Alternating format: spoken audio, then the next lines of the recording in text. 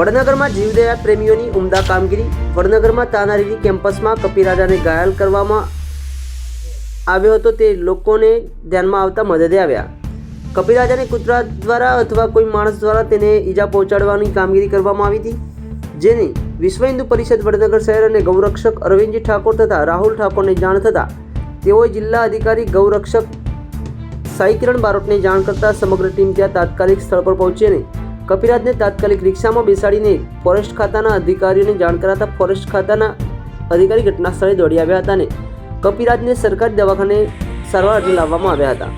Vadnagar forest ખાતા અધિકારીને સૂચિત કરવામાં આવ્યા હતા કપિરાજને અને આગળની કાર્યવાહી ફોરેસ્ટ ખાતાના અધિકારીઓએ હાથ ધરી હતી। વધુ સમાચાર અને અપડેટ્સ માટે જોતા રહો online TV news. Suresh Thakor અને ફારૂક મેમણ સાથે।